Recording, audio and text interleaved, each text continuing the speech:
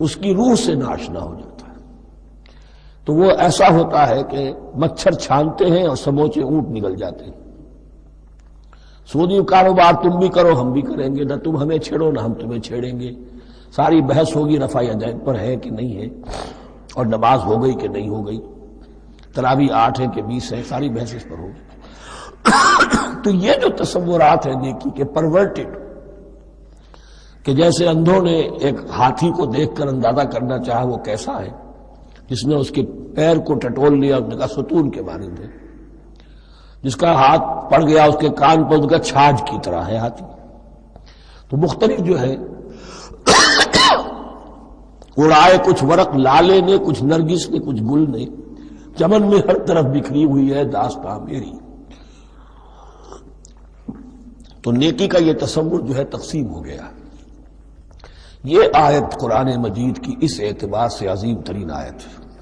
نیکی کی حقیقت، اس کی جڑ کیا ہے، بنیاد کیا ہے، اس کی روح کیا ہے، اس کے مظاہر کیا ہے، مظاہر میں اولین شے کون سی ہے، ثانین کون سی ہے، ثالثاً کون سی ہے، اور اس پر ایک پورا علم الاخلاق جو قرآن کا ایک مکمل کتاب تصنیف کی جا سکتی ہے۔ ایتھکس، قرآنک ایتھکس کے لیے یہ آیت ایک یوں سمجھیے کہ جڑ اور بنیاد ہے۔ لیکن یہ سمجھ لیں کہ یہ آیت یہاں آئی کیوں ہے۔ پس منظر میں وہی تحویل قبلہ ابھی ہے۔ تحویل قبلہ کے 4 رکوع 15، 16، 17، 18 یہ تو سالڈ ہے۔ اس سے پہلے 14ویں رکوع میں آیت تھی للہ المشرق والمغرب فأینما تولوا فثم وجہ اللہ۔ ادھر بھی پھر اتنی آیتیں چھوڑ کر، اتنا چھوڑ کر پھر گئی لیس البر ان تولوا وجوہکم قبل المشرق والمغرب۔ نیکی یہی نہیں ہے کہ تم اپنے مشرق اور مغرب کی طرف پھیر دو، یہ نہیں کہا یہ نیکی نہیں ہے، نیکی یہی نہیں ہے، یہ بھی نیکی ہے۔ جو ظاہر ہوگا نیکی کا وہ بھی نیکی ہے، لیکن اصل سے اس کا باطن ہے۔ باطن صحیح ہے، نیک ہے، تو حقیقت میں نیکی نیک ہے، ورنہ نہیں۔ ولیکن البر، بلکہ نیکی تو اس کی ہے۔ اب یہاں سے شروع ہوا جو نیکی کی جڑ ہے، بنیاد ہے۔ من آمن باللہ والیوم الآخر والملائکۃ والکتاب والنبیین، سب سے پہلے ایمان، تاکہ تصحیح نیت ہو جائے۔ یہ جو ایمان لائے اللہ پر، یعنی جو نیکی کر رہا ہے صرف اللہ سے اجر کا طالب ہے، والیوم الآخر، اور قیامت کے دن پر کہ اس کا کوئی اجر دنیا میں نہیں، صرف آخرت میں مطلوب ہے۔ ورنہ آدمی سوداگری کرے، دکانداری کرے، کپڑا بیچے، کچھ اور بیچے، دین تو نہ بیچے۔ دین کا کام کر رہا ہے تو اس کے لیے سوائے اخروی نجات کے اور سوائے اللہ کے خدا کے کوئی اور شے مقصود نہ ہو۔ والملائکۃ والکتاب والنبیین، اور ایمان لایا فرشتوں پر اور کتابوں پر اور انبیاء پر، یہ تینوں مل کر ایک یونٹ بنتے ہیں۔ فرشتہ لایا دین، کتاب بن گئی، اور انبیاء پر آئی وہ کتاب۔ ایمان بالرسالت کا تعلق نیکی کے ساتھ یہ ہے کہ نیکی کا ایک مجسمہ تمہارے سامنے رہے، آئیڈیل، اسوہ، ایسا نہ ہو کہ اونچ نیچ ہو جائے۔ نیکیوں میں بھی ایسا ہوتا ہے، کوئی جذبات میں ایک طرف کو نکل گیا، کوئی جذبات میں ایک طرف کو نکل گیا۔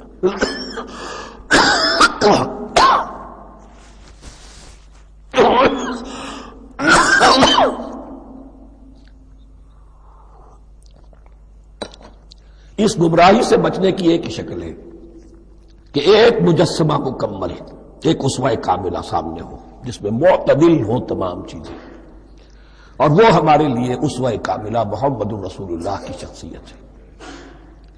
نیکی کے ظاہر کے لیے ہم انہیں معیار سمجھیں گے، جو شے جتنی ان کی سیرت میں ہے اس سے زیادہ نہ ہو، اس سے کم نہ ہو۔ کوشش یہ ہو، آئیڈیل یہ ہو کہ بالکل انسان حضور صلی اللہ علیہ وسلم کے اسوہ کاملہ کی پیروی کرے۔ ولیکن البر من آمن باللہ والیوم الآخر والملائکۃ والکتاب والنبیین وآتى المال علی حبہ ذوی القربى والیتامى والمساکین وابن السبیل، اور دیا اس نے مال، یا دے وہ مال اس کی محبت کے علی الرغم، علی حبہ اللہ کی طرف نہیں ہے، علی حب المال، علی الرغم مال محبوب ہے پھر بھی وہ خرچ کر رہا ہے، ذوی القربہ قرابت داروں پر، والیتامى یتیموں پر، والمساکین محتاجوں پر، وابن السبیل مسافر پر، والسائلین اور مانگنے والوں پر، وفی الرقاب اور لوگوں کی گردنیں چھڑانے میں۔ گویا کہ نیکی کے مظہر میں اولین مظہر یہ ہے انسانی ہمدردی. اگر یہ نہیں ہے تو نیکی نہیں ہے. عبادات کے انبار لگے ہوں اور دل میں شقاوت ہو، انسان کو حاجت میں دیکھ کر دل نہ پسیجے، کسی کو تکلیف میں دیکھ کر تجوری کی طرف ہاتھ نہ بڑھے حالانکہ تجوری میں مال موجود ہو، تو وہ دین کی روح سے بالکل خالی ہے. یہ آپ سورہ آل عمران میں پڑھیں گے، لن تنالوا البر حتى تنفقوا مما تحبون. تم نیکی کے مقام کو پہنچ ہی نہیں سکتے جب تک کہ خرچ نہ کرو اس میں سے جو تمہیں پسند ہے. جس سے طبیعت گھبرا گئی، اکتا گئی، کپڑے میں جو بوسیدہ ہو گئے وہ دے دیے، حاتم طائی کی قبر کو لات مار دی، وہ نہیں. جو شے پسند ہے اگر اس میں سے نہیں دیتے تو نیکی کو پہنچ بھی نہیں سکتے، تمہیں ہوا بھی نہیں لگے گی. وَأَقَامَ الصَّلَاةَ وَآتَى الزَّكَاةَ. دیکھیے نماز اور زکوٰۃ اب آ رہے ہیں. یہ ہے حکمت دین کہ ایک ہے روح دین، وہ ہے ایمان، اور جو اس کے مظاہر ہے مظہر اول انسانی ہمدردی. نمبر دو ہے پھر نماز اور زکوٰۃ، اور یہاں زکوٰۃ کو علیحدہ ذکر کیا ہے اور اس آیت کا حضور نے حوالہ دیا، ان فی المال لحق سوى الزکاۃ. دیکھو کچھ لوگوں نے سمجھا بس ہم نے زکوٰۃ نکال دی تو حق ادا ہو گیا پورا. بڑی بے وقوفی ہے. مال میں حق ہے زکوٰۃ کے سوا بھی. اور اب آپ نے یہ آیت پڑھی، دیکھو اس آیت میں کیا ہے. زکوٰۃ کا تذکرہ بعد میں ہو رہا ہے، وَآتَ الْمَالَ عَلَىٰ حُبِّهِ ذَوِي الْقُرْبَىٰ وَالْيَتَامَىٰ وَالْمَسَاكِينَ وَابْنَ السَّبِيلِ وَالسَّائِلِينَ وَفِي الرِّقَابِ وَأَقَامَ الصَّلَاةَ وَآتَى الزَّكَاةَ. اس کی کیا حکمت ہے کہ ایمان کو تر و تازہ رکھنے کے لیے نماز ہے، اقم الصلاۃ لذکری، اور انسانی ہمدردی میں مال خرچ کرنے کے جذبے کو پروان چڑھانے کے لیے برقرار رکھنے کے لیے زکوٰۃ ہے. اتنا تو دو نا کم سے کم. بوتل کا منہ تو کھلے، کارک تو نکلے اس کا. اگر بوتل کا کارک نکل جائے گا تو شاید اس میں سے کچھ شربت اور بھی نکل آئے. تو زکوٰۃ ہے تو کارک کے مانند 2.5% ہے، کیا ہے، لیکن یہ کہ اس سے پھر کچھ اور بھی نکلے گا. جو زکوٰۃ بھی نہیں دیتا اس نے کیا کرنا. وَالْمُوفُونَ بِعَهْدِهِمْ إِذَا عَاهَدُوا، اور وہ کہ جو اپنے عہد کو پورا کرنے والے ہیں جب کوئی عہد کر لیں. سب سے بڑا عہد اللہ سے کیا، لست بربکم قالوا بلی. پھر عہد شریعت کا ہے کہ جو ہم نے کیا اللہ کے ساتھ. پھر آپس میں جو بھی معاہدے ہو جائیں، اور معاملات انسانی سارے کے سارے معاہدات کی شکل میں. شوہر اور بیوی کا معاملہ بھی ایک معاہدہ ہے. Marriage is a social contract. شوہر کی ذمہ داریاں ہیں، اس کے فرائض ہیں، بیوی کی ذمہ داریاں اس کے فرائض ہیں. شوہر کے حقوق ہیں، بیوی کے حقوق ہیں. پھر جو بھی امپلائر امپلائی ریلیشن شپ ہے معاہدہ ہے، کانٹریکٹ ہے. جو ہمارا آپ کا پولیٹیکل سسٹم ہے وہ بھی معاہدوں کے اوپر مبنی ہے. بڑا بزنس جو ہے وہ کانٹریکٹ میں چلتا ہے. تو اگر ایک چیز پیدا ہو جائے کہ جو عہد کر لیا ہے اسے پورا کرنا ہے تو ساری اسٹریم لائننگ ہو جائے گی تمام معاملات کی. وَالْمُوفُونَ بِعَهْدِهِمْ إِذَا عَاهَدُوا وَالصَّابِرِينَ فِي الْبَأْسَاءِ وَالضَّرَّاءِ وَحِينَ الْبَأْسِ، اور خاص طور پر صبر کرنے والے فقر و فاقہ میں، جنگ کی حالت میں اور تکلیف میں. یعنی ایک نیکی ہے بدھ مت کے بھکشوؤں کی نیکی. ایک نیکی یہ ہے، یہ نیکی باطل کو چیلنج کرتی ہے. یہ نیکی خانقاہوں تک محدود نہیں ہوتی. یہ نیکی صرف انفرادی سطح تک محدود نہیں رہتی. جو نیکی اللہ چاہتا ہے کہ اب باطل کا سر کچلنے کے لیے میدان میں آؤ، اور جب باطل کا سر کچلنے کے لیے میدان میں آؤ گے تو خود بھی تکلیفیں اٹھانی پڑیں گی. صحابہ کرام کو بھی جانیں دینی پڑی ہیں. سینکڑوں صحابہ نے جام شہادت نوش کیا. تو آخری چوٹی کیا ہے؟ گویا کہ سمم بونم جس کو کہتے ہیں ایتھکس کے اندر، کہ اس نظریہ اخلاق میں سب سے اونچی منزل کون سی ہے؟ وہ سمم بونم جو ہے اسلام کا، وَالصَّابِرِينَ فِي الْبَأْسَاءِ وَالضَّرَّاءِ وَحِينَ الْبَأْسِ وَلَا تَقُولُوا لِمَنْ يُقْتَلُ فِي سَبِيلِ اللَّهِ أَمْوَاتٌ بَلْ أَحْيَاءٌ وَلَٰكِن لَا تَشْعُرُونَ. وہ آیت یاد کر لیجیے. اولئک الذین صدقوا، یہ ہیں لوگ جو سچے ہیں. دعویٰ تو نیکوکاری کا بہت سو کو ہے، یہ ہیں وہ لوگ کہ جو سچے ہیں، وَأُولَٰئِكَ هُمُ الْمُتَّقُونَ، اور یہی حقیقت میں متقی ہیں۔ تمہارے ذہنوں میں کوئی اور نقشے بیٹھے ہوئے ہیں، کوئی لباس ہے، وضاقتہ ہے، بس یہ بڑا متقی آدمی ہے۔ تقویٰ اس کا نام ہے، یعنی یہ پوری انسانی شخصیت کا ایک ہیولہ ہے، ایک پوری انسانیت کا ایک فرد کا نقشہ کھینچ دیا گیا کیریکٹر کا، اس کے اندر روح ایمان اور خارج میں اس ترتیب کے ساتھ دین کے یہ تقاضے اور نیکی کے یہ مظاہر موجود ہیں۔ اللہم ربنا اجعلنا منہم، اللہم ربنا اجعلنا منہم۔ اب اس کے بعد کچھ وہی جو معاملات انسانی ہیں اس پر اب بحث، جیسا کہ میں نے کہا تھا کہ ایک لڑی ہے شریعت کی معاملات کی۔ یہ تو بڑے بڑے پھول جو تھے آیت الآیات اور آیت البر، یا ایھا الذین آمنوا کتب علیکم القصاص فی القتلی، اہل ایمان تم پر لازم کر دیا گیا ہے مقتولوں کا بدلہ لینا۔ قتلہ قتیل کی جمع بھی ہے، اور مقتول سے یہ مصدر بھی ہو سکتا ہے کہ تمہارے لیے یعنی اس معاملے میں سہل انگاری صحیح نہیں ہے۔ انسانی تمدن کی جڑ کٹتی ہے جب کسی معاشرے کے اندر انسان کا خون بہانا عام ہو جائے، تمدن کی جڑ کٹ جائے، تو قصاص تم پر واجب ہے۔ یا ایھا الذین آمنوا کتب علیکم القصاص فی القتلی الحر بالحر والعبد بالعبد والانثى بالانثى۔ ایک آزاد کی جگہ آزاد ہی قتل کیا جائے گا، آزاد نے قتل کیا ہے تو ظاہر بات ہے وہ آزاد ہی اس کی جگہ قتل ہوگا۔ یہ نہیں وہ کہے میرا غلام لے جاؤ، میرے 2 غلام لے لو، نہیں، والعبد بالعبد، اور عبد کی جگہ عبد ہی ہوگا، جس نے قتل کیا وہی قتل کیا جائے گا، والانثى بالانثى، اور اگر قتل کرنے والی عورت ہے تو وہ عورت ہی قتل ہوگی۔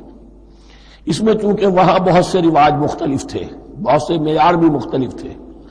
اگر اوسی خزرجی کو قتل کر دے تو 1/3 خون بہا، 3 گنا خون بہا، اور خزرجی اوسی کو قتل کرے تو 1/3 خون بہا، یہ ان کا قانون تھا۔ اسی طرح یہ کہ آزاد میں اور غلام میں فرق تھا، لیکن ہماری شریعت میں اگرچہ یہ طویل بڑا مضمون ہے اور اس میں کافی فقہا کے اقوال ہیں مختلف، لیکن امام ابو حنیفہ رحمۃ اللہ علیہ کا قول یہی ہے کہ تمام مسلمان آپس میں کفو ہیں، برابر ہیں، لہذا یہاں کوئی فرق نہیں کیا جائے گا قتل کے مقدمات میں۔ فمن عفی لہ من اخیہ شیء فاتباع بالمعروف واداء الیہ باحسان، پھر جس کو معاف کر دیا جائے کوئی شے اس کے بھائی کی جانب سے، یعنی جو مقتول ہے اس کے ورثاء اگر کہتے صاحب ہم اس کی جان بخشنے کو تیار ہیں، چاہے وہ خون بہا لے لیں یا ویسے ہی معاف کر دیں، تو جو بھی کچھ خون بہا طے ہوا ہو اداء الیہ باحسان فاتباع بالمعروف، تو اس کی پیروی کی جائے معروف طریقے پر اور ادائی کی جائے خوبصورتی کے ساتھ۔ ذالک تخفیف من ربکم ورحمہ، یہ تمہارے رب کی طرف سے تخفیف ہے، آسانی کی ہے اور رحمت ہے، اور اس کی رحمت ہونا بہت واضح ہے۔ اگر یہ شکل نہ ہو تو پھر قتل در قتل کا سلسلہ جو ہے وہ جاری رہتا ہے، لیکن اگر یہ ہو گیا کہ قاتل کو لا کے سامنے کھڑا کر دیا، لو بھائی اب تمہارے ہاتھ میں اس کی جان ہے، چاہو تو یہ قتل کر دیا جائے گا، چاہو احسان کرنا چاہو بخشنا چاہو ویسے ہی بخش دو، چاہو تو خون بہا لے لو۔ اس سے کیا ہوگا کہ وہ دشمنیوں کا جو دائرہ ہے وہ پھر سمٹ جاتا ہے، بڑھتا نہیں۔ اس میں بڑی رحمت ہے اللہ کی طرف سے۔ قانون جو ہے اسلام میں قتل کا، اس میں مدعی ریاست نہیں ہوتی۔ آج کل ہمارے ہاں غلطی یہ ہے، مدعی ریاست بن جاتی ہے۔ یہ مدعی ہوتا ہے یہاں پر جو بھی مقتول کے ورثاء ہیں، اور کسی کو صدر کو کیا صدر کے باپ کو بھی اختیار نہیں ہے کہ کسی قاتل کو معاف کر دے۔ قاتل کو معاف کرنے کا جو اختیار ہے وہ صرف مقتول کے ورثاء کو ہے، کوئی صدر نہیں کر سکتا۔ ہمارے دستور میں ہے، پوری شرح پوری شک موجود ہے۔ فمن اعتدی بعد ذلک فلہ عذاب علیم، جو اس کے بعد بھی حد سے تجاوز کرے گا تو اس کے لیے دردناک اور بہت بڑا عذاب ہوگا۔ وَلَكُمْ فِي الْقِصَاصِ حَيَاةٌ يَا أُولِي الْأَلْبَابِ لَعَلَّكُمْ تَتَّقُونَ، اور اے ہوش مندو قصاص میں زندگی ہے تمہارے لیے۔ ایک روحانی تصور ہے معاف کر دینا اچھا ہے، اسلام بھی کہتا ہے ان تعفوا وتصفحوا وتغفروا فإن اللہ غفور رحیم، لیکن قتل کے مقدمات میں سہل انگاری جو ہے وہ اچھی نہیں ہے، پیروی شدت کے ساتھ ہونی چاہیے تاکہ اس سے آگے قتل کا سلسلہ بند ہو۔ وَلَكُمْ فِي الْقِصَاصِ حَيَاةٌ يَا أُولِي الْأَلْبَابِ لَعَلَّكُمْ تَتَّقُونَ، تاکہ تم بچ سکو۔ اب کوتبہ علیکم دوبارہ آ گیا۔ یہ کوتبہ کے لفظ کو سمجھ لیجئے، جہاں بھی کوئی شے فرض کی جائے گی، لازم کی جائے گی، وہ کوتبہ ہے۔ اسی لیے شریعت کے لیے قرآن مجید میں جو لفظ ہے الکتاب، الکتاب اس معنی میں کہ اس میں شریعت خداوندی پوری کی پوری موجود ہے۔ کتب علیکم اذا حضر احدکم الموت ان ترک خیرا الوصیۃ للوالدین والاقربین بالمعروف، تم پر واجب کر دیا گیا، فرض کر دیا گیا جب تم میں سے کسی کی موت کا وقت آ جائے، اگر وہ کوئی خیر مال چھوڑ رہا ہو، دولت چھوڑ رہا ہو، تو اس کے لیے فرض کر دیا گیا وصیت کرنا اپنے والدین کے حق میں اور رشتہ داروں کے حق میں انصاف کے ساتھ۔ ابھی چونکہ قانون وراثت نازل نہیں ہوا تھا، یہ ابتدائی قدم اٹھایا گیا۔ وہاں ہوتا یہ تھا جو آج بھی ہندوؤں میں ہوتا ہے، جو مر گیا اس کی ساری جائیداد کا مالک جو ہے بڑا بیٹا، چھوٹے بیٹے بھی نہیں، نہ بیٹیاں نہ بیوی، کچھ نہیں، تو سارا کا سارا مال جو ہڑپ کر جاتے تھے، کسی کو کچھ نہیں۔ یہاں یہ کہ اب پہلا ابتدائی حکم دیا گیا، لیکن یہ آیت منسوخ ہو جائے گی سورہ نساء میں جب پورا قانون وراثت آ گیا، تو اب یہ آیت منسوخ شمار ہوتی ہے۔ ناسخ وہ قانون وراثت ہے جو سورہ نساء کے دوسرے رکوع میں آئے گا۔ البتہ اس کے ایک حصے کو حضور نے باقی رکھا ہے، وہ گویا کہ سنت نے اس کے ایک جز کو برقرار رکھا ہے، اور وہ جز یہ ہے کہ مرنے والا 1/3 اپنے مال کے لیے وصیت کر سکتا ہے کسی کے لیے، 1/3 سے زیادہ نہیں، اور وارث کے لیے وصیت نہیں ہوگی، جس کی وراثت میں حق مقرر ہو چکا ہے اس کے لیے وصیت نہیں ہوگی، وہ غیر وارث کے لیے وصیت ہوگی، کسی دینی ادارے کو دینا چاہے، کسی اور کو دینا چاہے، یتیم کو، بیوہ کو، یتیم خانے کو، ٹھیک ہے، 1/3، 2/3 میں قانون وراثت کی تنفیذ ہوگی لازماً۔ تو اس آیت کا صرف اتنا حصہ باقی رکھا ہے حضور نے صلی اللہ علیہ وسلم۔ حقاً علی المتقین، یہ اللہ کا تقوی رکھنے والوں پر حق ہے، واجب ہے کہ وہ وصیت کریں کہ ہمارے والدین کو یہ مل جائے، فلاں رشتہ دار کو یہ مل جائے، باقی جو ہے جو بھی ورثاء ہیں لے جائیں۔ فمن بدلہ بعد ما سمعہ، تو جس نے بدل دیا اس وصیت کو اس کے بعد کہ اسے سنا تھا، فإنما اسمہ علی الذین یبدلونہ، تو اس کا بوجھ، اس کا گناہ انہی پر آئے گا جو تبدیل کرتے ہیں۔ جو وصیت کرنے والا تھا وہ بری ہے، اس نے صحیح وصیت کی تھی، جس نے بعد میں اس وصیت میں تحریف کی، تبدیلی کی، اس کا وبال، اس کا بوجھ انہی پر آئے گا۔ ان اللہ سمیع علیم، یقینا اللہ سب کچھ سننے والا اور جاننے والا ہے۔ فمن خاف من موص جنفا، اب اگر کسی کو اندیشہ ہوا کہ وصیت کرنے والے نے جانبداری برتی ہے، ٹھیک وصیت نہیں کی ہے، دیانتداری کے ساتھ اس کی رائے یہ ہوئی، او اسمن، یا گناہ اس نے کمایا ہے، فاصلح بینہم، اور اب ان کے مابین صلح کرا دی، ورثاء کو جمع کیا کہ بھائی وراثت تو یہ تھی، ان کی وصیت تھی، لیکن دیکھو اس میں یہ زیادتی والی بات ہے، اگر تم مطمئن ہو جاؤ، متفق ہو جاؤ تو اس میں اتنی تبدیلی کر دی جائے ان کے اتفاق سے، فلا اسم علیہ، تو اس میں کوئی گناہ نہیں ہے، یعنی ایسی نہیں ہے یہ بات کہ اس کو وہ سینکشن اور سینکٹیٹی حاصل ہو گئی ہے، تقدس، کہ اب اس میں کوئی تبدیلی نہیں ہو سکتی، باہمی مشورے سے اور اچھے جذبے سے، اصلاح کے جذبے سے وصیت میں تغیر ہو سکتا ہے۔ ان اللہ غفور الرحیم، یقیناً اللہ تعالی بخشنے والا ہے، رحم فرمانے والا۔ اب لڑی آ گئی دوسری عبادت والی، عبادت میں صوم۔ جہاں تک نماز کا ذکر ہے تو وہ تو مکی صورتوں میں اس کا بے تحاشا مرتبہ ذکر موجود ہے، لیکن یہاں جو ہے معاملہ صوم، اس سے پہلے مکی دور میں صوم کا کہیں کوئی تذکرہ ہی نہیں، نہ عربوں میں اس کا رواج تھا۔ یہ لفظ بھی عربی زبان میں تھا گھوڑوں کے لیے، گھوڑے روزہ رکھتے تھے، رکھتے کیا تھے بیچارے، انہیں رکھوایا جاتا تھا، کیونکہ عربوں کا جو معاملہ تھا وہ لوٹ مار، غارت گری، اور اس کے لیے انہیں چاہیے تیز رفتار سواری، جاؤ حملہ کرو، لوٹو مارو اور بھاگو۔ اونٹ جو ان کی فضا اور ان کے ماحول کے لیے مناسب تھا، وہ زیادہ تیز دوڑ نہیں سکتا، اپنی اس ضرورت کے لیے گھوڑا چاہیے تھا۔ گھوڑے میں عرب کا سخت موسم برداشت کرنے کی عادت نہیں، نازک جانور ہے، وہ پیاسا تو نہیں رہ سکتا 7 دن تک جیسے کہ اونٹ رہ سکتا ہے، بھوکا نہیں رہ سکتا، وہ لو کے تھپیڑے نہیں برداشت کر سکتا، لہذا عرب اس کو رکھواتے تھے روزہ، کھانا پینا بند کیا اور اس کے جو ہے منہ کر کے کھڑے ہو گئے جب گرم تیز ہوا چل رہی ہے، خود تو اپنے آپ کو لپیٹ لیا اپنے گھٹنے میں، گھترا کہلاتا ہے وہ جو بھی کپڑا اوپر ہوتا ہے، اور وہ اس گھوڑے کو جو ہے وہ ساری آگ اس پر برس رہی ہے تاکہ اس میں عادت پیدا ہو جائے جھیلنے کی، برداشت کرنے کی، تو جنگ کے موقع پر کہیں یہ دغا نہ دے جائے، اگر یہ ہمت ہار گیا تو اس کا تو کیا کیا جائے گا، تو اصل میں سوار ہے جو مارا گیا۔ یہ روزہ ان کے ہاتھ تھا، لیکن جب حضور آئے مدینے میں تو یہاں یہود میں روزے کا رواج تھا۔ وہ ایک تو عاشورہ کا روزہ رکھتے تھے، اس لیے کہ وہ تاریخ تھی جس میں کہ نجات ملی تھی بنی اسرائیل کو فرعونیوں سے۔ تو اس طریقے سے حضور نے پھر ابتداءً ہر مہینے میں 3 روزے رکھنے کا حکم دیا۔ یہ ہے ابتدائی حکم جو حضور نے دیا، قرآن میں ابھی نہیں آیا تھا۔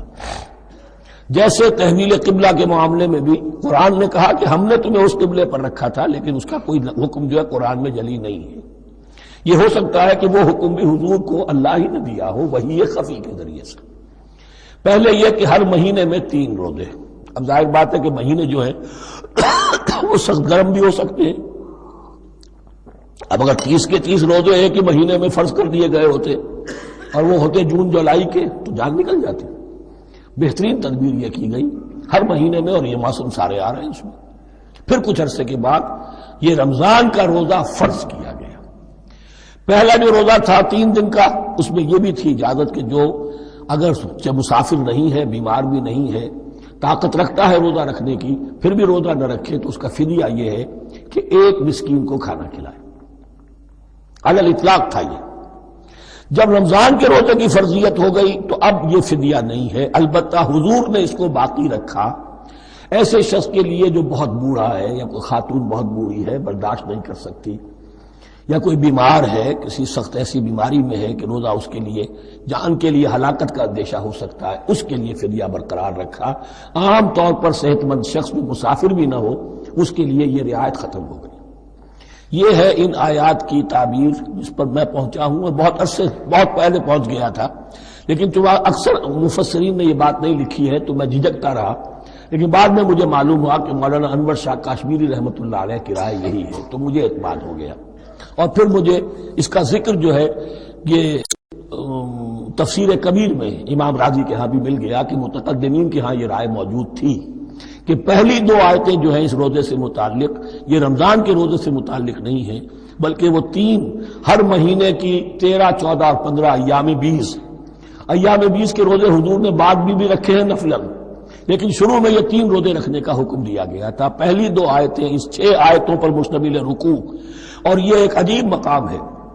قرآن مجید کے احکام بہت دفعہ ہے، نماز کے احکام قرآن میں بہت دفعہ ہیں، کہیں وضو کا ہے، کہیں تیمم کا ہے، کہیں اور نماز خوف کا ہے، مختلف جگہوں پر، لیکن صوم کی عبادت پر یہ 6 آیات کامل ہیں، مکمل ہیں، اس کی حکمت، اس کی غرض و غایت، اس کے احکام سب کے سب اس میں آ گئے۔ اب پہلی 2 آیتیں کون سی ہیں؟ یا ایھا الذین آمنوا کتب علیکم الصیام کما کتب علی الذین من قبلکم لعلکم تتقون۔ اے ایمان والو، تم پر بھی فرض کیا گیا روزہ رکھنا، جیسے کہ فرض کیا گیا تھا تم سے پہلوں پر، تاکہ تمہارے اندر تقویٰ پیدا ہو جائے۔ وہ جنگ کے لیے کرواتے تھے، گھوڑوں کو تیار، تمہیں تقویٰ کے لیے اپنے آپ کو تیار کرنا ہے، بھوک کو قابو میں رکھ سکو، شہوت کو قابو میں رکھ سکو، پیاس کو برداشت کر سکو۔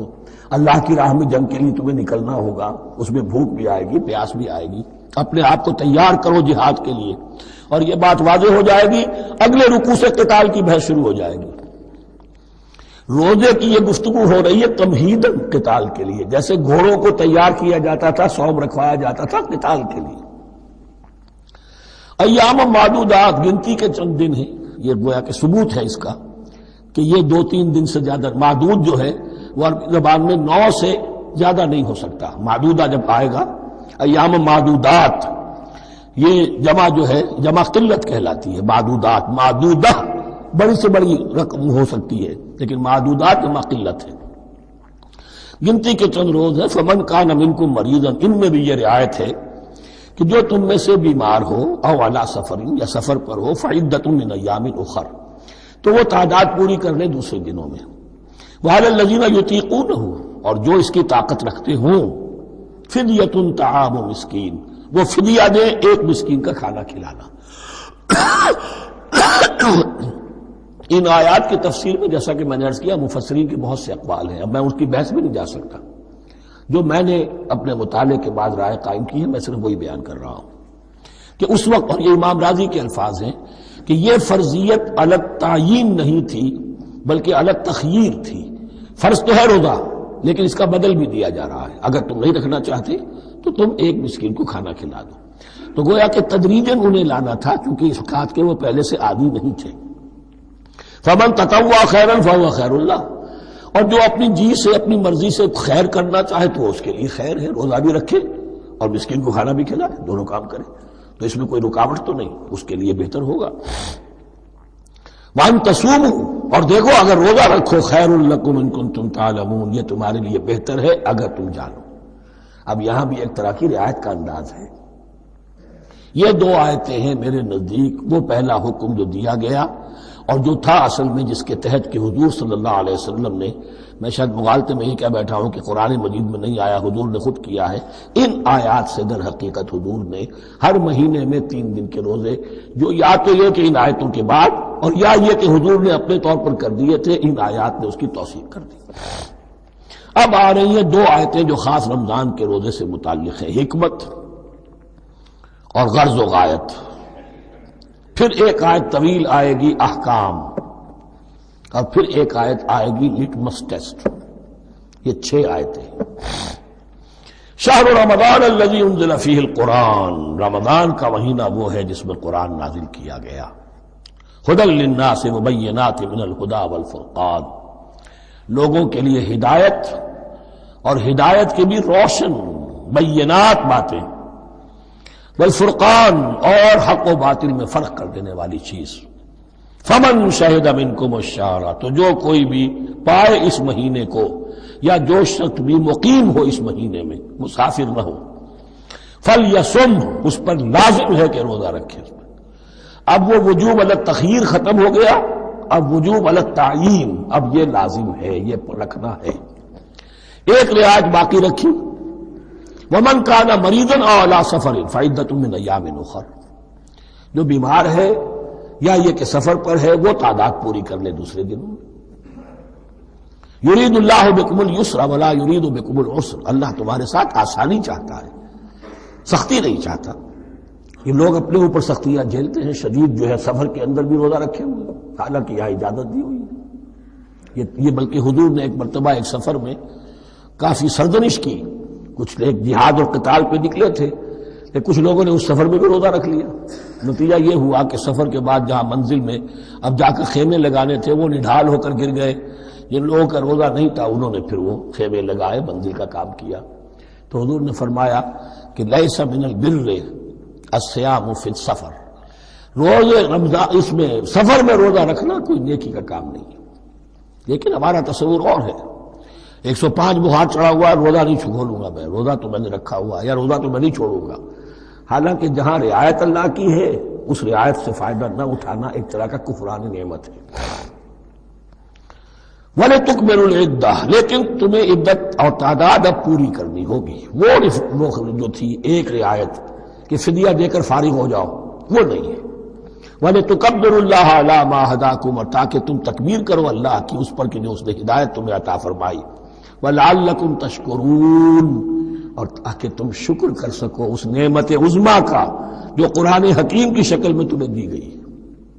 اس موضوع پر میرا کتابچہ عظمت صوم اور عظمت صیام و قیام قرآن، اس میں یہ سارے مضامین تفصیل سے آئے ہیں، کیا حکمت ہے، کیا غرض و غایت ہے، کیا مقصد ہے، اور آخری منزل کیا ہے، وَإِذَا سَأَلَكَ عِبَادِي عَنِّي فَإِنِّي قَرِيبٌ۔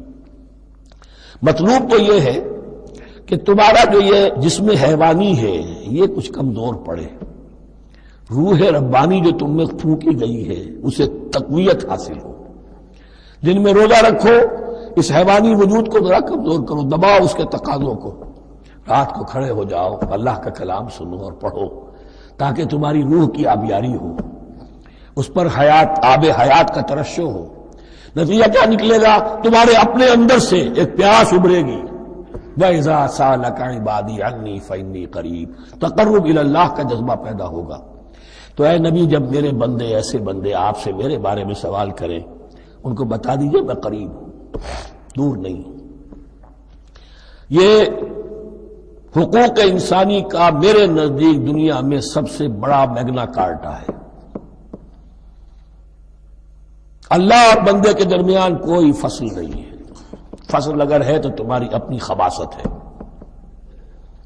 اگر تمہاری نیت میں فساد ہے، حرام خوری تو کرنی ہی کرنی ہے، تو اب کس منہ سے اللہ سے دعا کرو گے؟ پھر جاؤ گے کسی پیر کے پاس، آپ دعا کر دیجئے، یہ نذرانہ حاضر ہے؟ یہ طریقہ کیا ہے؟ انسان کا نفس حائل ہے اور کوئی نہیں، ورنہ ہم تو مائل بے کرم ہیں، کوئی سائل ہی نہیں، راہ دکھنا ہے کسی رہنمی منزل ہی نہیں، کوئی پوپ نہیں، کوئی پنڈت نہیں، کوئی پادری نہیں، کوئی پیر نہیں، کوئی نہیں، جب چاہو اللہ سے ہم کلام ہو جاؤ۔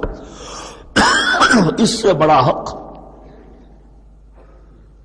کیوں خالق و مخلوق میں حائل رہے پردے؟ پیران کلیسا کو کلیسا سے اٹھا دو، میرا ہر بندہ جب چاہے جہاں چاہے مجھ سے ہم کلام ہو جائے۔ ہاں شرط ہے اس کی، وہ شرط آگے آ رہی ہے، اجیب دعوت الداعی اذا دعان، میں تو ہر پکارنے والے کی پکار سنتا ہوں، اور سنتا نہیں جواب دیتا ہوں، اور صرف جواب نہیں دیتا قبول کرتا ہوں۔ اجابت میں یہ تینوں چیزیں موجود ہیں۔ اور اذا دعان، جہاں مجھے پکارے جب پکارے، دیر اینڈ دین میں موجود ہوں، لیکن شرط کیا ہے؟ فَلْيَسْتَجِيبُوا لِي، انہیں بھی تو میرا کہنا ماننا چاہیے، یہ یک طرفہ بات نہیں ہوگی۔ فَاذْكُرُونِي أَذْكُرْكُمْ، تم مجھے یاد رکھو گے تو میں تمہیں یاد رکھوں گا، یہ دو طرفہ معاملہ ہے۔ تم شکر کرو گے میں تمہاری قدردانی کروں گا، تم میری طرف چل کر آؤ گے میں بھاگ کر آؤں گا، تم بارش برآؤ گے میں ہاتھ بڑھاؤں گا، لیکن تم رخ موڑ لو گے ہم بھی رخ موڑ لیں گے۔ ہماری تو غرض نہیں ہے، غرض ہے تو تمہاری ہے۔ تم رجوع کرو گے ہم بھی رجوع کر لیں گے، تم توبہ کرو گے ہم اپنی نظر کرم پھر تمہاری طرف متوجہ کر دیں گے۔ لیکن ہر چیز ان تنصر اللہ ینصرکم، اللہ کی مدد کرو گے تو اللہ تمہاری مدد کرے گا۔ تمہاری دوستیاں ہو، پینگے بڑھا رہے ہو اللہ کے دشمنوں کے ساتھ، ساز باز ہو اللہ کے دشمنوں کے ساتھ، اور کھڑے ہو جاؤ قنوت نازلہ میں اللہ سے مدد مانگنے کے لیے، تم سے بڑا بے وقوف کون ہوگا؟ پہلے اللہ کی طرف رخ تو کرو، اللہ سے اپنا معاملہ درست کرو۔ ہاں اس میں کوئی یہ شرط نہیں ہے کہ پہلے ولی کامل اس وقت توبہ کرو خلوص نیت سے اور سارے پردے ہٹ جائیں گے، لیکن خلوص نیت کے ساتھ توبہ۔ وَإِذَا سَأَلَكَ عِبَادِي عَنِّي فَإِنِّي قَرِيبٌ أُجِيبُ دَعْوَةَ الدَّاعِ إِذَا دَعَانِ فَلْيَسْتَجِيبُوا لِي وَلْيُؤْمِنُوا بِي لَعَلَّهُمْ يَرْشُدُونَ أُحِلَّ لَكُمْ لَيْلَةَ الصِّيَامِ إِذْ تَفَضُّلُوا إِلَىٰ نِسَائِكُمْ۔ اب یہ ہے احکام کی آیت، بڑی طویل ہے، چونکہ یہود کے ہاں شریعت میں روزہ جو ہے شروع ہو جاتا تھا شام کو ہی، اور رات بھی روزے میں شامل تھی، تو تعلق زن و شو بھی نہیں ہو سکتا، اور کوئی سحری وحری کا تصور نہیں تھا، جیسے ہی سوئے رات شروع روزہ شروع، اب اگلے دن تک غروب آفتاب تک روزہ رہے گا۔ ہمارے ہاں روزے میں نرمی کی گئی ہے، ایک تو یہ کہ رات کو اس سے خارج کر دیا، روزہ دن کا ہے، اور رات کے وقت تعلق زن و شو بھی ہے، کھانا پینا بھی ہے، جو پابندیاں روزے کی ہیں وہ سب اٹھ گئی۔ لیکن ہو یہ رہا تھا کہ لوگ سمجھ رہے تھے کہ شاید وہی جو احکام ہیں یہود کے ہاں شاید وہی ہمارے ہاں بھی ہیں، اس لیے وہ ایسا بھی ہوتا تھا اپنے جذبات میں بیویوں سے مقاربت کرتے تھے، لیکن دل میں سمجھتے تھے کہ ہم نے غلط کام کیا ہے۔ یہاں اب ان کو اطمینان دلایا جا رہا کہ نہیں، احل لکم لیلۃ الصیام الرفث الی نسائکم، حلال کر دیا گیا ہے تمہارے لیے روزے کی راتوں میں اپنی بیویوں کے پاس جانا۔ ہن لباس لکم وانتم لباس لہن، وہ پوشاک ہے تمہارے لیے، تم پوشاک ہو ان کے لیے۔ بڑا بلیغ کنایا ہے یہ، جیسے لباس میں اور جسم میں کوئی پردہ نہیں ہے، لباس ہی تو پردہ ہے نا، لباس میں اور جسم میں تو کوئی پردہ نہیں، ایسے ہی بیوی میں اور شوہر میں کوئی پردہ نہیں۔ ہن لباس لکم وانتم لباس لہن۔ ویسے بھی انسان کے اخلاق کی حفاظت کرنے والی، مرد کے اخلاق کی حفاظت کرنے والی بیوی ہے، بیوی کے اخلاق کی حفاظت کرنے والا مرد ہے۔ وہ مجھے اقبال کا شعر یاد آ رہا تھا، تعلیم نئی ہو کہ پرانی، نسوانیت زن کا نگہباں ہے فقط مرد، نہ پردہ نہ تعلیم نئی ہو کہ پرانی، نسوانیت زن کا نگہباں ہے فقط مرد۔ بہرحال ایک دونوں کے لیے وہ ایک ضرورت بھی ہے، ان کی پردہ پوشی بھی کرتے ہیں ایک دوسرے کی، اور اس طریقے سے لباس کی جو ہے اس میں کنایا کیا گیا۔ علم اللہ انکم کنتم تختانون انفسکم، اللہ کے علم میں ہے کہ تم اپنے آپ کے ساتھ خیانت کر رہے تھے۔ ایک کام کر رہے تھے جو گناہ نہیں ہے لیکن تم سمجھتے تھے گناہ ہے، تو اپنے آپ سے خیانت ہو گئی کہ نہیں؟ اصلاً وہ گناہ نہیں تھا لیکن تمہارے علم میں نہیں تھا، لیکن تم یہ سمجھتے ہوئے بھی کہ یہ ممنوع ہے اس کا ارتکاب کر رہے تھے۔ علم اللہ انکم کنتم تختارون انفسکم فتاب علیکم، تو اللہ نے تم پر نظر رحمت فرمائی، وعفا عنکم، اور بخش دیا، معاف کر دیا، جو بھی خطائیں ہو گئی ہیں وہ سب کی سب معاف سمجھو۔ فالآن باشروہن، اب ان کے ساتھ جو بھی تعلق ضرور شے ہے وہ قائم کرو، وابتغوا ما کتب اللہ لکم، اور تلاش کرو، حاصل کرو جو کچھ اللہ نے تمہارے لیے لکھ دیا ہے۔ کیا لکھ دیا؟ ایک تو اولاد تعلق ضرور شو میں، اور ایک سکون ہے کہ جو اللہ تعالیٰ نے اس میں رکھا ہے، لِتَسْكُنُوا إِلَيْهَا، قرآن مجید میں یہ الفاظ آئے، ایک تسکین ہے، سکون ہے، اعصاب کا تناؤ جو ہے وہ اس کے بعد جو ہے اس کے اندر ایک سکون کی کیفیت پیدا ہو جاتی ہے۔ اور یہی اس میں حکمت ہے کہ حضور اپنے ہر سفر میں ہم ایک زوجہ محترمہ کو ضرور ساتھ رکھتے تھے، اس لیے کہ قائد کو، سپہ سالار کو کسی وقت بڑی ایسی یعنی پریشان کن صورتحال میں فیصلے کرنے پڑتے ہیں، جذبات پر دباؤ ہوتا ہے اور اعصاب پر دباؤ ہوتا ہے، تو ساتھ اگر کوئی اہلیہ بھی موجود ہو تو اس میں، اور اس کے بہترین مواقع سیرت میں آئے ہیں، وہ پھر کسی وقت میں بیان کروں گا۔ وابتغوا ما كتب الله لكم وكلوا واشربوا حتى يتبين لكم الخيط الابيض من الخيط الاسود من الفجر، اور کھاؤ اور پیو یہاں تک کہ واضح ہو جائے تمہارے لیے سفید دھاری فجر کی سیاہ دھاری سے، یعنی یہ پاؤ پھٹنے کے لیے استعارہ ہے کہ جب سفیدہ نمایاں ہوتا ہے ایک لکیر کی طرح، پاؤ پھٹ گئی، اس وقت تک کھانے پینے کی چھوٹ ہے، سحری جو ہے آپ کر سکتے ہیں، بلکہ کلو واشربو، کھاؤ اور پیو، اور اس کی حدیث میں تاکید آئی ہے، اور یہ بھی فرمایا ہمارے اور یہود کے روزے کے مابین سحری جو ہے وہ فرق ہے، تسحروا فإن فی السحور برکہ، سحری ضرور کیا کرو اس لیے کہ سحری میں برکت ہے۔ ثم اتموا الصیام الی اللیل، پھر رات تک روزے کو پورا کرو۔ اب رات تک میں اکثر فقہا کے نزدیک غروب آفتاب مراد ہے، اہل تشیع اس سے ذرا آگے جاتے ہیں کہ رات کا لفظ آیا ہے تو ذرا اور غروب آفتاب پر چند منٹ گزر جائے، لیکن ہمارے اہل سنت کے ہاں غروب آفتاب جو ہے وہی گویا کہ یہ اس کی غایت ہے۔ وَلَا تُبَاشِرُوهُنَّ وَأَنْتُمْ عَاكِفُونَ فِي الْمَسَاجِدِ، لیکن یہ رعایت جو تمہیں دی جا رہی ہے اس میں ایک استثناء ہے، جب تم معتکف ہو مسجدوں میں تو پھر اپنی بیویوں سے کوئی تعلق قائم نہ کرو۔ وَلَا تُبَاشِرُوهُنَّ، مت ان سے مباشرت کرو، وَأَنْتُمْ عَاكِفُونَ فِي الْمَسَاجِدِ، جبکہ تم مسجدوں میں اعتکاف میں ہو، آخری عشرے میں جو اعتکاف ہوتا ہے۔ تِلْكَ حُدُودُ اللَّهِ فَلَا تَقْرَبُوهَا، یہ اللہ کی حدود ہے، ان کے قریب مت جاؤ۔ بعض جگہ پر آتا ہے فَلَا تَعْتَدُوهَا، ان حدود کو عبور نہ کرو، ان سے تجاوز نہ کرو۔ تو حرام تو یہی شے ہوگی کہ حدود سے تجاوز کیا جائے، لیکن احتیاط اس میں ہے to keep at a safe distance, ذرا دور رہو۔ آخری حد تک چلے جاؤ گے تو اندیشہ ہے کہ کہیں اس حد کو کراس نہ کر جاؤ۔ فلا تقربوها، اللہ کے حدود سے ذرا ایک سیف ڈسٹینس کے اوپر رہنا ضروری ہے۔ کذالک یبین اللہ آیاتہ للناس، اسی طرح اللہ تعالیٰ واضح کرتا ہے اپنی نشانیاں لوگوں کے لیے، لعلہم یتقون، تاکہ وہ تقوی کی روش اختیار کر سکیں، بچ سکیں۔ اب وہ لٹمس ٹیسٹ والی آیت آ گئی، تقوی کا ٹیسٹ کیا ہے؟ روزہ اس لیے فرض کیا کہ تقوی پیدا ہو جائے، یہ سارے احکام تمہیں دیے جا رہے ہیں تاکہ تمہیں تقوی پیدا ہو جائے۔ ٹیسٹ کیا ہے؟ تقوی کا لٹمس ٹیسٹ عقل حلال، یہ نہیں ہے کوئی نیکی نہیں۔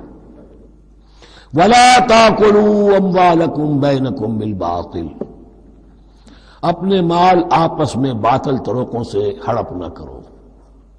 وَتُدْلُوا بِهَا إِلَى الْحُكَّامِ، اور اپنے مال کو ذریعہ نہ بناؤ حکام تک پہنچنے کا، لِتَأْكُلُوا فَرِيقًا مِنْ أَمْوَالِ النَّاسِ بِالْإِثْمِ، تاکہ تم لوگوں کے مال کو ہڑپ کر سکو گناہ کے ساتھ، وَأَنْتُمْ تَعْلَمُونَ، اور تم اس کو جانتے بوجھتے کر رہے ہو۔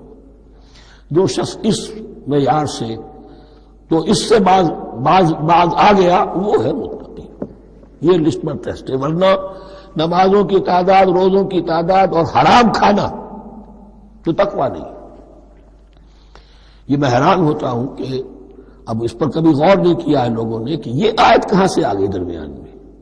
روزے کے احکام اور اس کے بعد قتال کے احکام بھی شروع ہوں گے، حج کے احکام شروع ہوں گے، یہ بیچ میں آیت.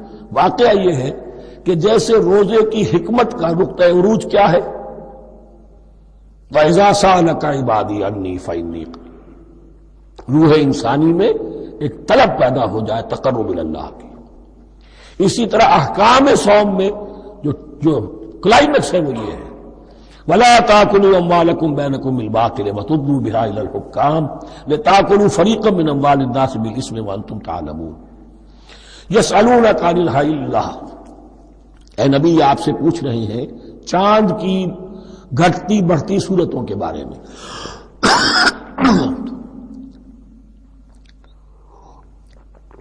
قُلْ هِيَ مَوَاقِيتُ لِلنَّاسِ وَالْحَجِّ، کہہ دیجئے یہ لوگوں کے لیے ایک اوقات کا تعین ہے، کیلنڈر ہے، اور حج کے لیے. اب دیکھو آپ کو معلوم ہے کہ یہ اللہ تعالیٰ نے کیلنڈر لٹکا دیا ہے، معلوم ہو گیا یہ چاند پہلی تاریخ ہو گئی. کچھ دنوں کے بعد آپ نے دیکھا معلوم ہوتا ہے کہ اب ایک ہفتہ گزر گیا ہے، آدھا چاند ہو گیا ہے. 2 ہفتے ہو گئے، پورا چاند ہو گیا ہے. تم نے گھٹنا شروع کیا. تو یہ گویا کہ لوگوں کے لیے اوقات کار کی تعین کے لیے، اور خاص طور پر سب سے اہم شے حج. اور یہ نوٹ کیجئے صوم کے بعد حج، اور حج کے ساتھ قتال.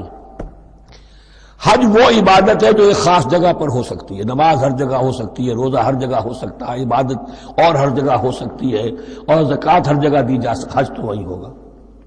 اور وہ تھا اس وقت زیر تسلط مشرکین کے، اور مشرکین کے تسلط سے نکالنے کے لیے قتال لازم تھا. اس قتال کے لیے صبر پہلے پیدا ہونا ضروری ہے. جو گھوڑوں کو روزہ رکھواتے تھے پہلے خود روزہ رکھو. یہ ترتیب ہے، ربط ہے. صوم کے احکام فوراً حج اور قتال کے احکام. يَسْأَلُونَكَ عَنِ الْأَهِلَّةِ قُلْ هِيَ مَوَاقِيتُ لِلنَّاسِ وَالْحَجِّ وَلَيْسَ الْبِرُّ بِأَنْ تَأْتُوا الْبُيُوتَ مِنْ ظُهُورِهَا وَلَكِنَّ الْبِرَّ مَنِ اتَّقَىٰ. اور یہ کوئی نیکی نہیں ہے کہ تم گھروں میں ان کی پشت پر سے داخل ہو، بلکہ نیکی تو اس کی ہے جس میں تقویٰ ہے. یہ اصل میں ان کے ہاں ایک رواج تھا، کیونکہ حج تو ہو رہا تھا ایام جاہلیت میں بھی، اس کے مناسک کی بگڑی ہوئی شکلیں بھی موجود تھیں، کچھ ترمیمیں انہوں نے کر دی تھی. یہ حج تو تھا ان کا. وہ یہ کرتے تھے جب گھر سے مکے سے نکل گئے احرام باندھ کر، اب اگر کسی ضرورت سے گھر واپس جانا پڑ گیا تو سمجھتے تھے کہ احرام باندھ کر نکل آئے ہیں، اب دروازے سے تو نہیں جا سکتے، گھسیں گے کہیں پیچھے سے کہیں اوپر سے پھاند کر دیوار آئیں گے، اور اسے سمجھتے تھے بڑا تقویٰ ہے. فرمایا یہ کوئی نیکی کی بات نہیں، یہ سرے سے نیکی نہیں. وَلَيْسَ الْبِرُّ، یہ ہرگز نیکی نہیں ہے، أَن تَأْتُوا الْبُيُوتَ مِنْ ظُهُورِهَا، کہ تم ان کے تم گھروں میں داخل ہو ان کے پچھواڑے سے. وَلَكِنَّ الْبِرَّ مَنِ اتَّقَىٰ. اب یہاں اس پوری آیت کو ذہن میں رکھ لیجئے. آیت البر کے آخر میں لفظ تھا وَأُولَٰئِكَ هُمُ الْمُتَّقُونَ وَلَكِنَّ الْبِرَّ مَنِ اتَّقَىٰ. گویا کہ وہ پورا تصور جو ہے یہاں پر جو آیا بر میں آ چکا ہے، اس کو اس لفظ کے حوالے سے اس پورے تصور کو پھر آپ کے ذہن میں تازہ کر دیا. وَأْتُوا الْبُيُوتَ مِنْ أَبْوَابِهَا، گھروں میں داخل ہو ان کے دروازوں سے. وَاتَّقُوا اللَّهَ لَعَلَّكُمْ تُفْلِحُونَ، اور اللہ کا تقوی اختیار کرو تاکہ تم فلاح پاؤ. وَقَاتِلُوا فِي سَبِيلِ اللَّهِ الَّذِينَ يُقَاتِلُونَكُمْ. لیجیے قتال آ گیا. اب یہ تیسری کڑی آ گئی نا. ایک لڑی عبادات کی، ایک لڑی معاملات کی، ایک لڑی انفاق کی، ایک لڑی قتال کی. یہ چوتھی کڑی ہے. وَقَاتِلُوا فِي سَبِيلِ اللَّهِ الَّذِينَ يُقَاتِلُونَ، اللہ قتال کرو اللہ کی راہ میں ان سے جو تم سے قتال کر رہے ہیں. وَلَا تَعْتَدُوا، لیکن حد سے تجاوز نہ کرو. ان اللہ لا يحب المعتدین، اللہ تعالی حد سے تجاوز کرنے والوں کو پسند نہیں کرتا. وَاقْتُلُوهُمْ حَيْثُ ثَقِفْتُمُوهُمْ، انہیں قتل کرو جہاں بھی پاؤ. وَأَخْرِجُوهُمْ مِنْ حَيْثُ أَخْرَجُوكُمْ، اور نکالو انہیں وہاں سے جہاں سے انہوں نے تمہیں نکالا ہے. مہاجرین کہاں سے نکالے گئے تھے؟ مکے سے. محمد الرسول اللہ پر وہاں پر حیات تنگ کر دی گئی تھی، قافیہ تنگ کر دیا گیا تھا، تبھی تو آپ نے ہجرت کی. نکالو انہیں وہاں سے جہاں سے انہوں نے تمہیں نکالا ہے. والفتنة اشد من القتل، اور یہ خیال نہ رہے کہ قتل اور خون ریزی جو ہے تو بری بات ہے، فتنہ اس سے بھی زیادہ بری بات ہے. فتنہ کیا ہے؟ ایسے حالات جن میں کہ انسان اللہ خدائے واحد کی بندگی نہ کر سکے. اسے غلط کاموں پر مجبور کیا جائے، حرام خوری پر مجبور ہو گیا ہو، یہ سارے حالات فتنہ ہیں۔ تو قتل اور خونریزی اتنی بری شے نہیں ہے جتنی فتنہ، والفتنة اشد من القتل۔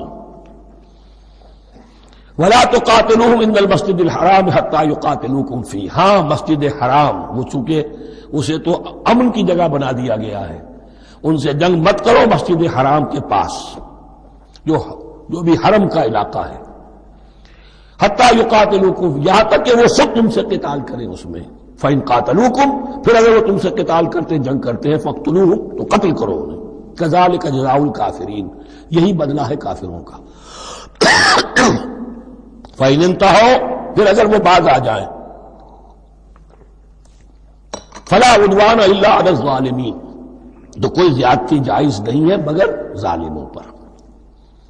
الشہر الحرام بالشہر الحرام، شہر حرام کا بدلہ ہے شہر حرام، یعنی اگر انہوں نے اشہر حرم کی بے حرمتی کی ہے تو اس کے بدلے میں یہ نہیں ہوگا کہ ہم تو ہاتھ باندھ کے کھڑے رہیں کیونکہ تو اشہر حرم ہے۔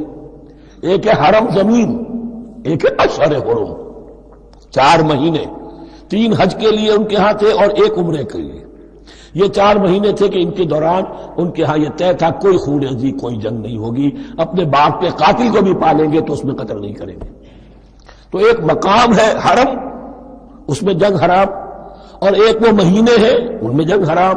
لیکن اگر کفر اقدام کرے تو اب یہ نہیں کہ ہاتھ پاؤں باندھ کے اپنے آپ کو پیش کر دیا جائے، نہیں، پھر جوابی کارروائی میں اگر تمہیں بھی اس کی بے حرمتی کرنی پڑے تو اس کا وبال بھی ان پر ہوگا۔ جی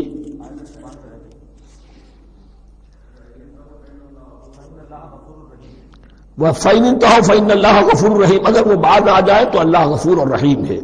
وَقَاتِلُوهُمْ، بہت اہم آیت رہ گئی، حَتَّى لَا تَكُونَ فِتْنَةٌ وَيَكُونَ الدِّينُ لِلَّهِ۔ اب جب یہ جنگ کا مرحلہ شروع ہو گیا ہے دعوت محمدی کے سلسلے میں صلی اللہ علیہ وسلم، تو مسلمانوں جان لو، ایک دور تھا 12-13 برس تک تمہیں حکم تھا کفو ایدیکم، مارے کھاؤ ہاتھ نہ اٹھاؤ۔ اب یہ نیا دور ہے، آ گیا ہے، تمہاری دعوت و تحریک جو ہے وہ نئے دور میں داخل ہو گئی ہے۔ اب جب تمہاری تلواریں نیام سے باہر آ گئی ہیں، اب یہ نیام میں نہ جائیں جب تک کہ فتنہ بالکل ختم نہ ہو جائے اور دین اللہ ہی کے لیے ہو جائے، اللہ کا دین قائم ہو جائے، پوری زندگی میں اس کے احکام کی تنفیذ ہو رہی ہے۔ یہ آیت دوبارہ آئے گی اور زیادہ نکھی ہوئی شان کے ساتھ سورہ انفال میں، وَقَاتِلُوهُمْ حَتَّى لَا تَكُونَ فِتْنَةٌ وَيَكُونَ الدِّينُ كُلُّهُ لِلَّهِ، دین کل کا کل، جز نہیں، دین کی بالادستی پوری انسانی زندگی پر، انفرادی بھی اجتماعی بھی، اور اجتماعی کے بھی سارے پہلو، politico socio economic system, totally وہ اللہ کے احکام کے تابع ہو۔ وَقَاتِلُوهُمْ حَتَّى لَا تَكُونَ فِتْنَةٌ وَيَكُونَ الدِّينُ لِلَّهِ فَإِنِ انتَهَوْا فَلَا عُدْوَانَ إِلَّا عَلَى الظَّالِمِينَ، پھر اگر وہ باز آ جائے، صلح چاہے تو ٹھیک ہے، پھر ظالموں کے اوپر جو ہے سوائے ظالموں کے کسی پر زیادتی جائز نہیں۔ الشہر الحرام بالشہر الحرام، حرمت والا مہینہ بدلہ ہے حرمت والے مہینے کا، والحرمات قصاص، اور حرمات کے اندر بھی بدلہ ہے۔ فَمَنِ اعْتَدَىٰ عَلَيْكُمْ فَاعْتَدُوا عَلَيْهِ بِمِثْلِ مَا اعْتَدَىٰ عَلَيْكُمْ، تو جو کوئی بھی تم پر زیادتی کرتا ہے، دست درازی کرتا ہے، تو تم بھی اس کے خلاف کارروائی کرو، اقدام کرو جیسے کہ اس نے تم پر زیادتی کی۔ وَاتَّقُوا اللَّهَ، اور اللہ کا تقوی اختیار کرو، وَاعْلَمُوا أَنَّ اللَّهَ مَعَ الْمُتَّقِينَ، اور یہ جان لو کہ اللہ ساتھ ہے متقیوں کے، یعنی اللہ کی تائید، نصرت، اس کی مدد آئے گی اہل تقوی کی۔ اب دیکھیے وہ تیسری کڑی یہاں بہت چھوٹی سی آئی ہے، قتال کی ذرا زیادہ بڑی کڑی آ گئی ہے اور یہ چھوٹی سی کڑی آ رہی ہے۔ قتال کے لیے لازم ہے انفاق بھی، جنگ کیسے ہوگی اگر فوج کے لیے ساز و سامان نہ ہو، رسد کا اہتمام نہ ہو، ہتھیار نہ ہو، سواریاں نہ ہو، کیسے ہوگی جنگ؟ وَأَنفِقُوا فِي سَبِيلِ اللَّهِ وَلَا تُلْقُوا بِأَيْدِيكُمْ إِلَى التَّهْلُكَةِ، خرچ کرو اللہ کی راہ میں اور مت ڈالو اپنے آپ کو اپنے ہاتھوں ہلاکت میں، یعنی اللہ کا دین اس وقت اسے احتیاج ہے وہ پیسہ چاہتا ہے. جیسے حضور نے تبوک کے موقع پر عام اپیل کی اور آپ اپنے مال کو لے کر بیٹھے ہوئے ہیں، تو گویا کہ آپ نے اپنے آپ کو ہلاکت میں خود ڈال دیا. یہ انفاق ہے، جہاد بالمال. وَأَنفِقُوا فِي سَبِيلِ اللَّهِ وَلَا تُلْقُوا بِأَيْدِيكُمْ إِلَى التَّهْلُكَةِ وَأَحْسِنُوا إِنَّ اللَّهَ يُحِبُّ الْمُحْسِنِينَ.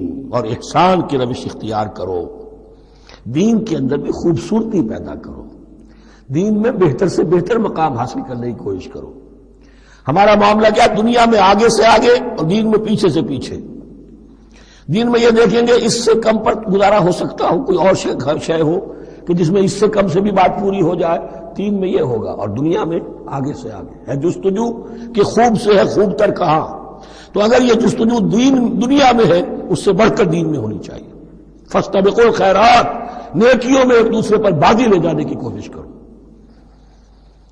وَأَنفِقُوا فِي سَبِيلِ اللَّهِ وَلَا تُلْقُوا بِأَيْدِيكُمْ إِلَى التَّهْلُكَةِ وَأَحْسِنُوا، اور احسان کی روش اختیار کرو. ان اللہ یحب المحسنین، یقیناً اللہ تعالی محسنین کو ان لوگوں کو کہ جو درجہ احسان پر فائز ہو جائیں محبت کرتا ہے، انہیں پسند کرتا ہے. یہ حدیث جبرائیل اگر ذہن میں ہو تو 3 درجے ہیں، جیسے میں نے آج بتایا آپ کو. وَنَحْنُ لَهُ مُسْلِمُونَ وَنَحْنُ لَهُ عَابِدُونَ وَنَحْنُ لَهُ مُخْلِصُونَ. 3 درجے دوسرے ہیں، اسلام، ایمان، احسان. اخبرنی عن الاسلام، اخبرنی عن الایمان، اخبرنی عن الاحسان. احسان کیا ہے؟ ان تعبد اللہ کانک تراہ فإن لم تکن تراہ فإنہ یراک. یہ سارے کام جو دین کے لیے کیے جا رہے ہوں، عبادت ہے، جہاد ہے، قتال ہے، ایسی کیفیت میں، ایسے اخلاص کے ساتھ، گویا کہ تم اپنی آنکھوں سے اللہ کو دیکھ رہے ہو. اور اگر تم اللہ کو نہیں دیکھ رہے تو کم سے کم یہ کیفیت تو تمہاری ہو جائے کہ تمہیں مستحضر رہے کہ اللہ تمہیں دیکھ رہا ہے. یہ احسان ہے. وَأَحْسِنُوا، عام طور پر اس کا ترجمہ اس انداز میں نہیں کیا گیا ہے، اس کو اچھی طرح سمجھ لیجئے. ویسے یہ مضمون کھل کر آئے گا سورہ مائدہ میں. ان اللہ یحب المحسنین، یقیناً اللہ تعالی محسنین کو پسند کرتا ہے. وَأَتِمُّوا الْحَجَّ وَالْعُمْرَةَ لِلَّهِ، اور حج اور عمرہ مکمل کرو اللہ کے لیے. جو عمرے کے لیے احرام تو باندھ لیا جائے گا مدینے سے 7 میل باہر نکل کر ہی. حج مکمل تو ہوگا جب طواف بھی ہوگا، وقوف عرفہ بھی ہوگا، سارے اس کے جو بھی مناسک ادا کیے جائیں گے. لیکن یہ کہ جو شخص بھی نیت کر لے حج کی یا عمرے کی تو پھر اسے مناسب کو مکمل کرنا چاہیے، کوئی کمی نہ رہے. فَإِنْ أُحْصِرْتُمْ، اگر تمہیں گھیر لیا جائے، روک دیا جائے، جیسے کہ سن 6 میں ہو گیا، صلح حدیبیہ کرنی پڑی، مشرکین مکہ اڑ گئے، نہیں داخل ہونے دیں گے. اگر تمہارا گھیراؤ ہو جائے فَمَسْتَيْسَرَ مِنَ الْهَدْيِ، تو جو بھی تم قربانی پیش کر سکو پیش کر دو. یہ دم احصار کہلاتا ہے کہ چونکہ اب ہم آگے نہیں جا سکتے، یہی ہمیں احرام کھولنا پڑ رہا ہے، تو دم احصار، یہ خون، یہ جو جانور اللہ کے نام پر ہم دے رہے ہیں، یہ اس کی ایک طرح کا کفارہ ہے. وَلَا تَحْلِقُوا رُؤُوسَكُمْ حَتَّى يَبْلُغَ الْحَدْيُ مَحِلَّهُ، اور اپنے سر اس وقت تک نہ موڑو جب تک کہ وہ ہدی کا جانور جو ہے وہ محل تک، یعنی جو بیت الماس جہاں پر جا کر ذبح ہونا ہے وہاں پہنچ نہ جائے. جانور تو آپ نے بھیج دیے اور وہ رکاوٹ نہیں ڈالیں گے، اس لیے کہ ان کا گوشت تو ان کو کھانے کو ملے گا. لہذا جانور، لیکن یہ اندازہ کر لو کہ اب اتنا وقت گزر گیا ہے کہ وہ ہدی قربانی کا جانور جو ہے وہ پہنچ گیا ہوگا. ہدیم بالغ الکعبہ، وہ وہاں پر اس کی اپنے مقام پر پہنچ گیا. فمن کان منکم مریضا او بہ اذى من راسہ، تو جو کوئی بھی تم میں سے ہو بیمار یا اس کے سر میں کوئی تکلیف ہو، کوئی زخم ہو، اور اس کی وجہ سے یہ ہے کہ وہ حجامت کرانی ضروری ہو جائے، بال کاٹنے ضروری ہو جائے، ففدیۃ من صیام او صدقۃ او نسک، تو پھر فدیہ دینا پڑے گا. اگر اس ہدی کے جانور کے کعبے تک پہنچنے سے پہلے تمہیں اپنے بال کاٹنے پڑے، حجامت کرانی پڑی، تو فدیہ ہوگا. یہ جو ہے دم جنایت کہلاتا ہے، یعنی ایک جو کمی رہ گئی ہے اس کی تلافی کے لیے. وہ صیام بھی ہے، روزے 3 دن کے، اور صدقۃ او نسک، یا پھر یہ ہے کہ کوئی قربانی ہے، ایک جانور قربان کیا جائے، دم جنایت اس کو کہتے ہیں، یا صدقہ کیا جائے، 6 افراد کو کھانا کھلایا جائے. فَإِذَا أَمِنْتُمْ، پھر جب تمہیں امن حاصل ہو اور تم سیدھے جا سکتے ہو، بیت اللہ پہنچ سکتے ہو، فمن تمتع بالعمرۃ الی الحج فما استیسر من الحج، تو جو کوئی بھی فائدہ اٹھائے عمرے سے حج سے قبل، فما استیسر من الحج، تو وہ ایک اور قربانی پیش کرے جو بھی اسے میسر ہو۔ اب یہ سمجھ لیجئے کہ حضور کی بعثت سے پہلے عرب میں رواج یہ تھا کہ ایک سفر میں حج بھی کرنا عمرہ بھی کرنا ان کے نزدیک حرام تھا، یہ توہین تھی کعبے کی۔ حج کے لیے 3 مہینے، شوال، ذوالقعدہ، ذوالحج، اور رجب کا مہینہ ان کے ہاں طے تھا عمرے کے لیے۔ عمرے کے لیے علیحدہ سفر کرو، اس کے لیے علیحدہ سفر کرو۔ لیکن شریعت محمدی میں جو آسانیاں کی گئی ہیں وہ یہ ہیں کہ ایک شخص، چونکہ اس ملت کو پھیلنا تھا بہت طویل علاقے پر، لوگوں کے لیے سفر آسان تو نہیں تھا، تو آپ ایسا کر سکتے ہیں کہ آپ جائیں اور عمرہ بھی کر لیں، حج بھی کر لیں۔ ایک شکل یہ ہے کہ عمرہ کیا، احرام کھول دیا، اور پھر حج کا وقت آیا 8ویں ذی الحج کو، تو پھر احرام باندھے، وہ حج کا احرام ہو گیا۔ اسے کہتے ہیں تمتع۔ ایک یہ ہے کہ حج کے لیے احرام باندھا تھا، جاتے ہی عمرہ بھی کر لیا لیکن احرام کھولا نہیں، اسی احرام میں جاری رکھ کر اسے، اور اسی میں حج بھی کر لیا۔ یہ قران کہلاتا ہے، جمع کر دیا ایک ہی احرام میں عمرے کو بھی اور حج کو بھی۔ ایک افراد کہلاتا ہے، بس ایک کے لیے صرف حج کا معاملہ شروع سے۔ تو یہاں تمتع کی جو ہمیں اجازت دی گئی ہے اس کے لیے، جسے دم شکر کہتے ہیں حضرت امام ابو حنیفہ، یہ شکرانہ ہے کہ ہم ایک قربانی دیں۔ لیکن امام شافعی کے نزدیک یہ بھی دم جنایت ہے، یہ بھی جبر ہے۔ چنانچہ امام ابو حنیفہ کے نزدیک یہ قربانی جو دی جاتی ہے اس کا گوشت قربانی دینے والا بھی کھا سکتا ہے 1/3 کے درجے میں، لیکن امام شافعی کے نزدیک نہیں، یہ ایک صدقے کے اور اس کے دم جنایت کے قریب کی شے ہے، اس کا گوشت جو ہے قربانی دینے والا خود نہیں کھا سکتا۔ فمن لم یجد، اب اگر کسی کے پاس نہیں ہے یہ ہدیہ پیش کرنے کو، فصیام 3 ایام فی الحج، تو اب اس پر لازم ہے کہ حج میں 3 روزے رکھے، 7ویں، 8ویں اور 9ویں ذی الحج کو روزہ رکھے ایام حج میں۔ 10ویں کا روزہ نہیں ہو سکتا، وہ عید کا دن ہے، یوم النحر ہے۔ وسبعۃ اذا رجعتم، اور 7 روزے رکھو جبکہ تم واپس چلے جاؤ اپنے گھروں میں جا کر 7 روزے رکھو۔ تلک عشرۃ کاملہ، یہ 10 روزے ہوں گے مکمل۔ ذالک لمن لم یکن اہلہ حاضر المسجد الحرام، لیکن یہ رعایت کہ حج اور عمرہ ایک ہی سفر میں کر لیا جائے اور ایک ہی احرام میں کر لیا جائے یا 2 احراموں میں کیا جائے، یا یہ کہ ان دونوں کو جمع کرنے کی شکل جو ہے، یہ ایک رعایت ہے کن کے لیے؟ ذالک لمن لم یکن اہلہ حاضر المسجد الحرام، جس کے اہل و عیال مسجد حرام کے قریب نہیں رہتے، دور سے آ رہے ہیں، تو ظاہر بات ہے کہ ان کے لیے رعایت ہوگی۔ واتقوا اللہ، اللہ کا تقوی اختیار کرو، وعلموا، اور جان لو، ان اللہ شدید العقاب، یقیناً اللہ تعالی سزا دینے میں بھی بہت سخت ہے۔ بارک اللہ لی ولکم فی القرآن العظیم ونفعنی وإیاکم بالآیات والذکر الحکیم۔